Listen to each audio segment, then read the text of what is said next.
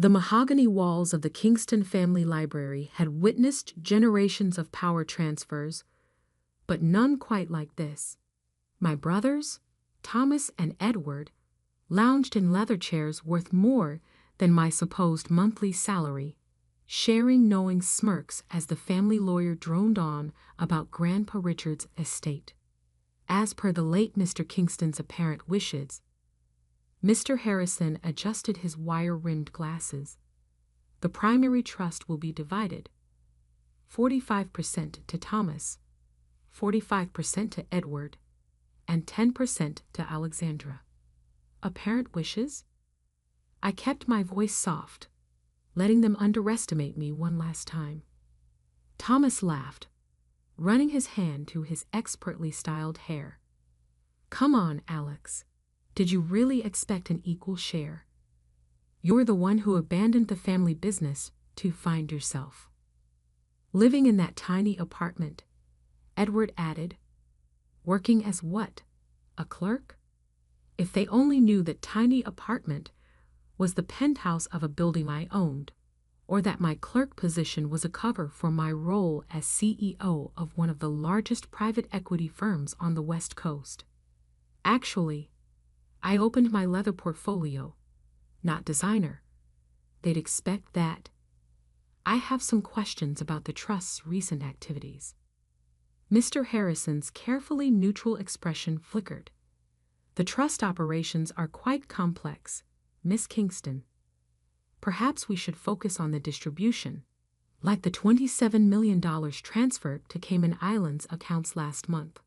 I kept my tone conversational, or the series of shell companies created under Grandpa's name.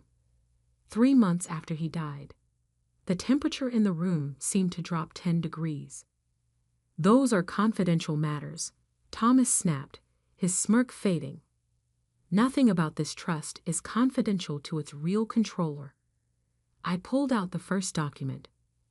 Grandpa's original will, dated 1 week before his death. That's impossible. Mr. Harrison stood abruptly. The will was signed 3 days after he died. I raised an eyebrow. Interesting timing, considering I have security footage of you and my brothers entering his study that night, carrying some very interesting documents. Edward's face went pale. You're bluffing. Like you bluffed about Grandpa's mental state in his final months. I extracted another file. His medical records show he was perfectly competent when he made me executor of the Kingston Trust. 3 years ago. Thomas lunged for the papers, but I held up my phone. The documents are already with the SEC, along with evidence of every fraudulent transaction you've both been hiding. You can't. Thomas started. Can't what? Protect my inheritance? Fulfill Grandpa's real wishes? I stood, walking to the portrait of Richard Kingston that dominated the library wall. He knew what you were planning. Why do you think he changed the trust structure? What are you talking about? Edward's voice cracked. I pressed my thumb to the portrait's frame, a hidden biometric scanner Grandpa had installed. The painting swung forward, revealing a wall safe. Grandpa gave me this access code on my 25th birthday. I entered the combination. Said I was the only one who saw wealth as responsibility, not entitlement. Mr. Harrison moved toward the door, but I clicked a button on my phone. The security team won't let you leave, Mr. Harrison. Not until we discuss your role in falsifying legal documents. The safe opened with a soft click. Inside lay the truth they tried to bury.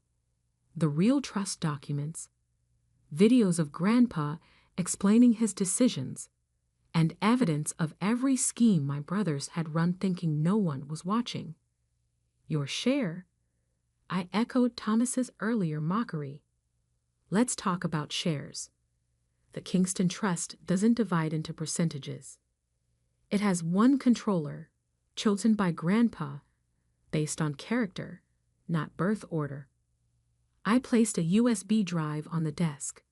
This contains everything. The real will, proof of your embezzlement, recordings of your conspiracy with Mr. Harrison. I checked my watch. 3 minutes. Copies will reach the FBI, SEC, and family board members. You destroy your own brothers? Edward whispered. No, I picked up Grandpa's favorite fountain pen from the desk. You did that yourselves. I'm just executing Grandpa's last wishes to protect the Kingston legacy from those who would abuse it. My phone buzzed, an alert that the files had been delivered. Right on schedule. Now, I sat in Grandpa's old chair, feeling its familiar leather embrace. Let's discuss your futures. They're about to change dramatically. Through the library's surveillance cameras, I watched my brothers' faces as reality finally hit them. Their perfect world of privilege and power was about to shatter, and their little sister, the one they'd mocked and dismissed, held all the pieces. Grandpa always said true wealth shows character. I opened my laptop, displaying their complete financial records. Time to show me yours. Outside the library windows, rain began to fall, washing away the last traces of their illusion of control. The real power had always been quietly waiting, watching, and preparing for this moment. And we were just getting started. The next morning, I sat in my real office on the 47th floor of Kingston Tower, the building my brothers thought was still controlled by their shell corporation. The rain had cleared, leaving the city gleaming like new money. My phone hadn't stopped buzzing since last night. Thomas, 2:13 a.m. We need to talk. This is insane. Edward, 3:45 a.m. You can't do this to family. Mr. Harrison's law firm, 4:30 a.m. Urgent matter regarding Kingston Trust. My executive assistant, Victoria, entered with my morning coffee and the latest trust reports. Your grandfather's private files have been transferred from the secure vault. And, she paused, your brothers are in the lobby. I checked the security feed. Thomas and Edward stood by the reception desk, their usual polished appearance notably disheveled. Thomas's Brioni suit was wrinkled, and Edward's hands kept fidgeting with his Rolex, the one he'd bought with embezzled trust funds. Let them wait 15 minutes, I said, opening Grandpa's personal journal, the one they never knew existed. Then send them up. The journal's pages contained everything: his observations of my brother's character flaws, his quiet mentoring of me, and most importantly, his master plan for the family legacy. 5 years earlier. Watch them, Grandpa had said, showing me the hidden cameras he'd installed throughout the family offices. See how they treat people when they think no one's looking. I'd seen it all. Thomas berating staff, Edward stealing from petty cash, both of them plotting to seize control once Grandpa was out of the way. But why show me? I'd asked. Because you're different. He'd smiled, touching the journal. You see people, not assets.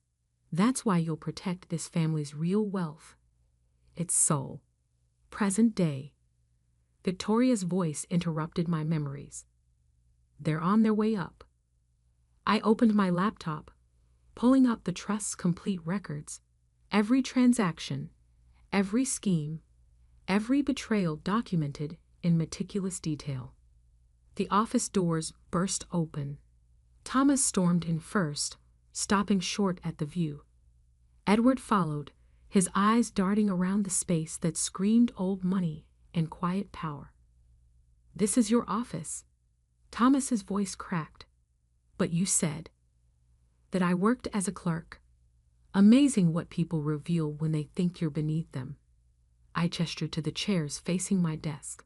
Sit. Listen, Edward started, about the trust. About the $43 million you've embezzled.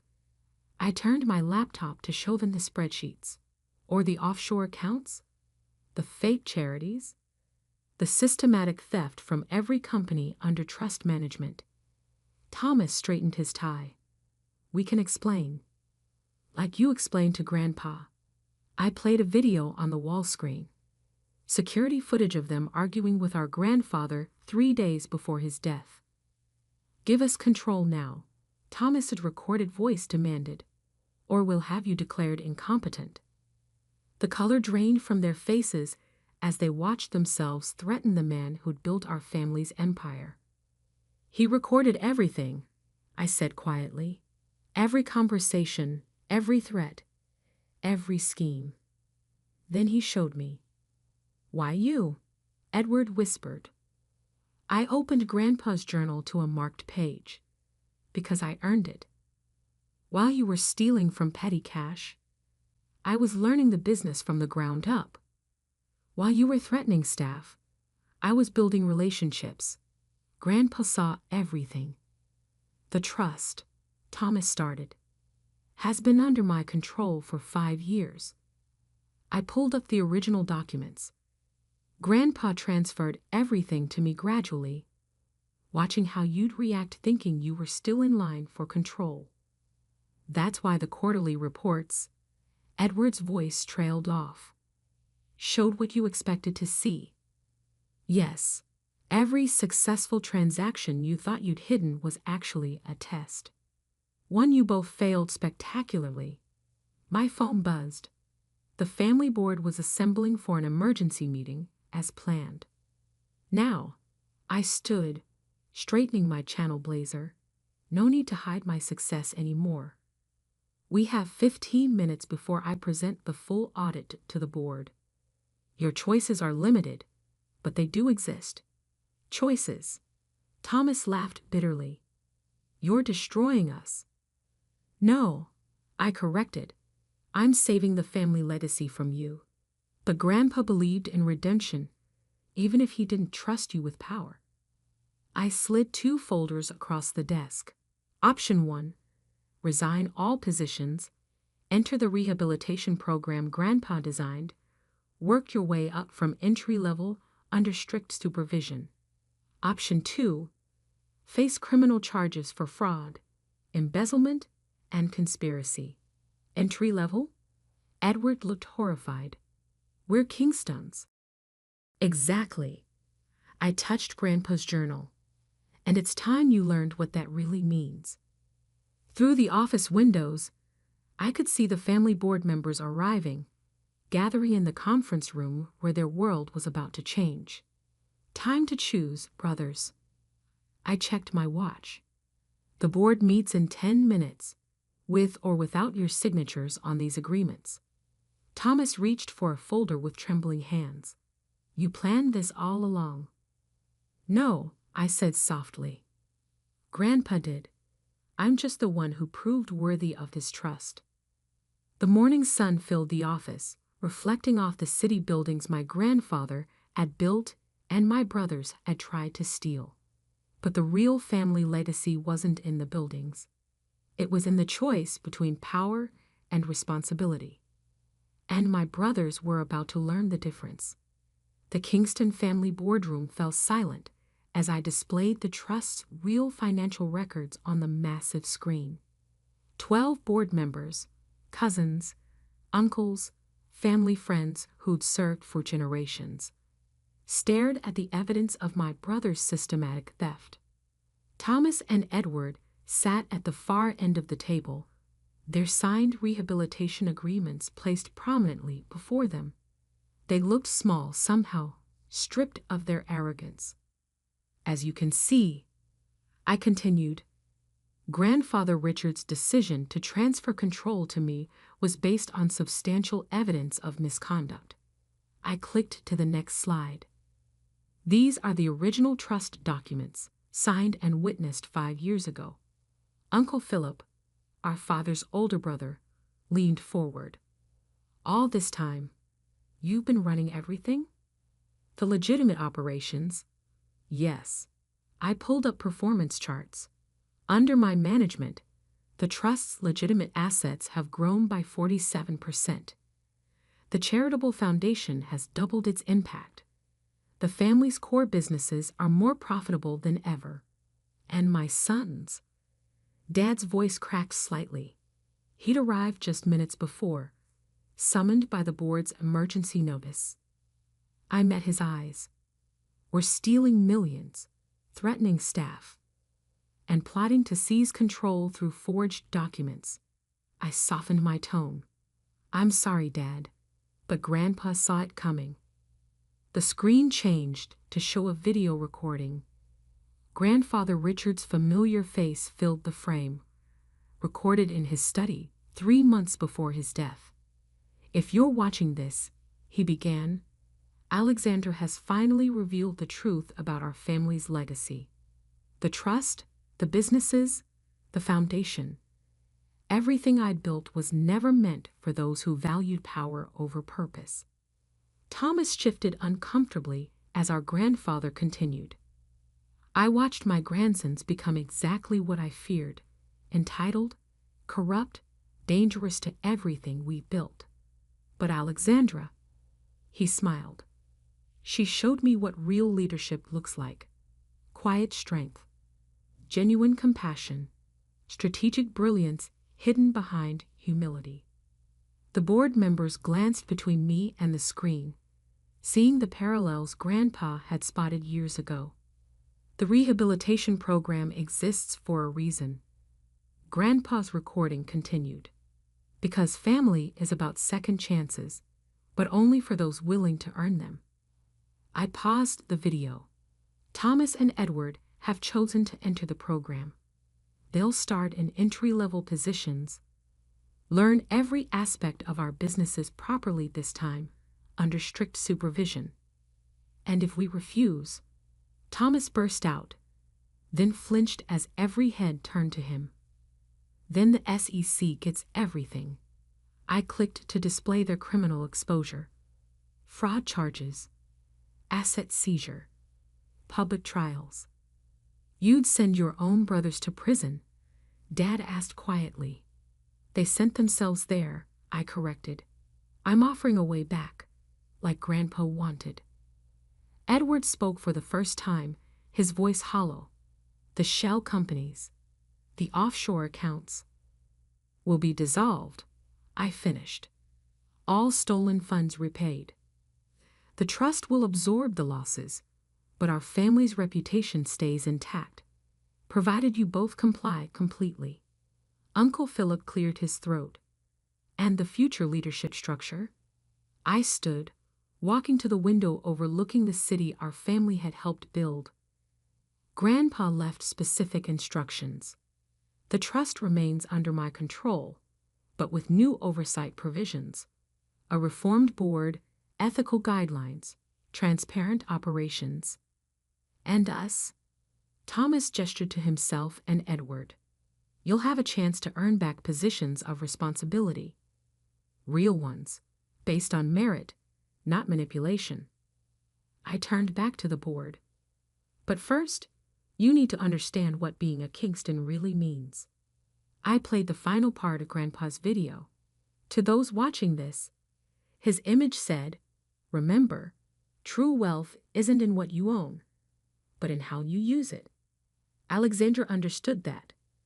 Now she'll teach it to others, even those who tried to destroy her. The screen went dark. Dad stood slowly. I need to know, how long have you known about their crimes? Since the beginning, I admitted. Grandpa showed me everything, taught me to watch and wait, to be ready when they finally went too far. And now? Edward asked. I pressed a button on my phone. Security entered with boxes, my brother's personal items from their offices. Now you go to your new positions. Edward, you'll start in mailroom operations. Thomas, customer service. 6 months minimum at each level of the company. Weekly reviews, financial monitoring, counseling sessions. Like children, Thomas muttered. No, I corrected. Like employees who need to learn integrity, starting with honest work. The board members began gathering their things, the decision clearly made. The Kingston family had a new leader and a new direction. Alexandra, Dad touched my arm as others filed out. I should have seen. You saw what they wanted you to see, I said gently. We all have blind spots when it comes to family. Through the boardroom windows, I watched my brothers being escorted to their new positions. No corner offices, no executive privileges, just desks among regular employees, where they'd learn the business from the ground up. Grandpa would be proud, Dad said quietly. I touched the journal in my pocket. My grandfather's real legacy. Not the money or the buildings, but the wisdom to know what real power looked like. And the patience to wait until others learned it too. 6 months later, I reviewed the rehabilitation program reports on my desk. Edward Kingston. Mailroom performance review.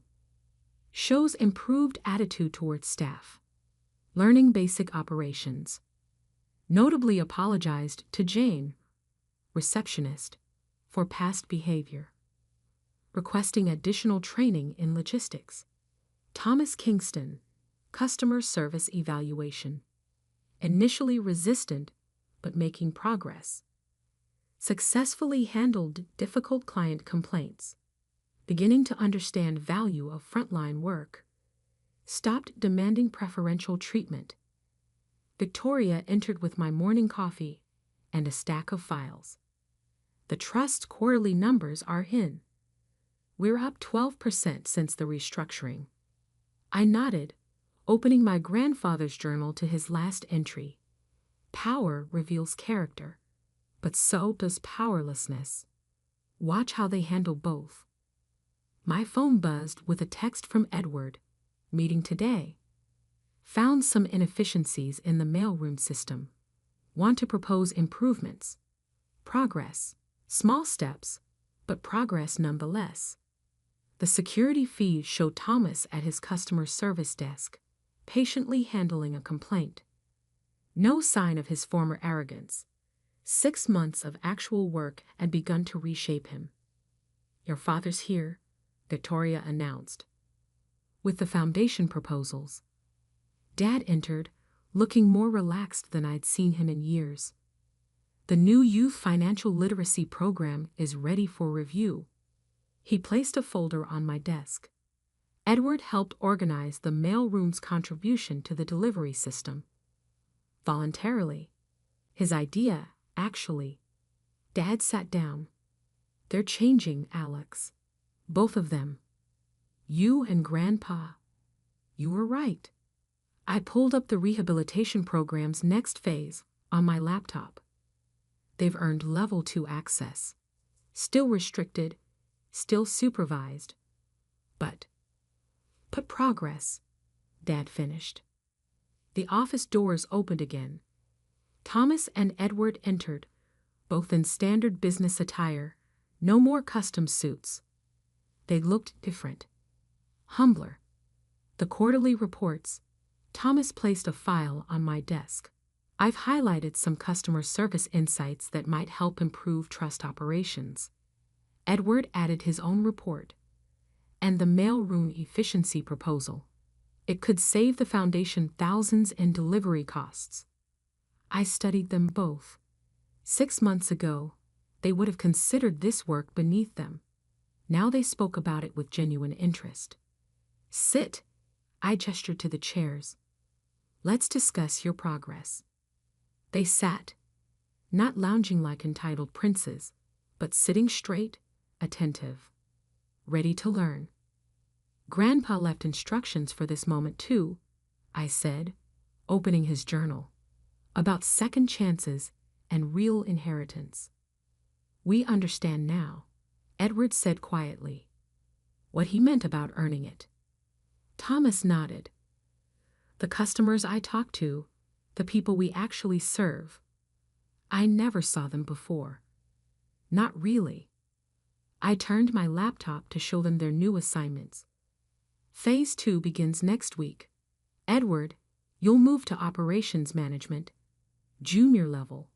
Thomas, client relations. Still supervised, still restricted. Thank you, Thomas started. Don't thank me yet, I cut in. The real test is just beginning.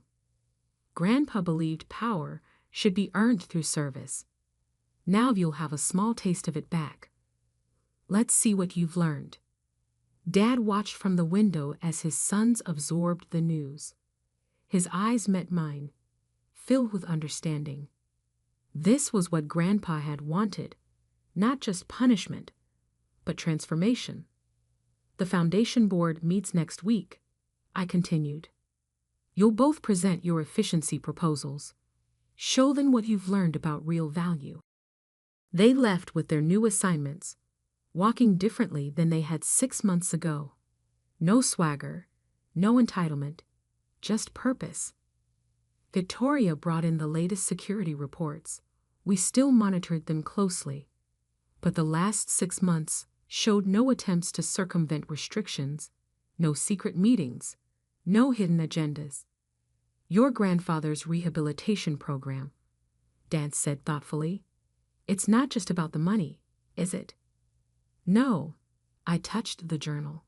It's about understanding what wealth is for, what the Kingston name should mean. My phone buzzed with messages from both brothers. Thomas, thank you, not just for the chance, but for stopping us before we destroyed everything. Edward, the foundation work, it matters. I get that now. I smiled, remembering Grandpa's words. Real power isn't in controlling others. It's in helping them find their best selves. Outside my office window, the city sparkled in the morning sun. The Kingston Empire stood stronger than ever, not just in assets, but in purpose. My brothers were learning. The family legacy was secure. And Grandpa's real inheritance, the wisdom to lead with both strength and compassion, had found its home. Ready for the foundation meeting? Dad asked. I picked up Grandpa's journal and my files, ready to watch them earn their second chance. Because sometimes the greatest power isn't in destroying those who wronged you. It's in showing them a better way to be. That was Grandpa's final lesson, and now it was my legacy to share.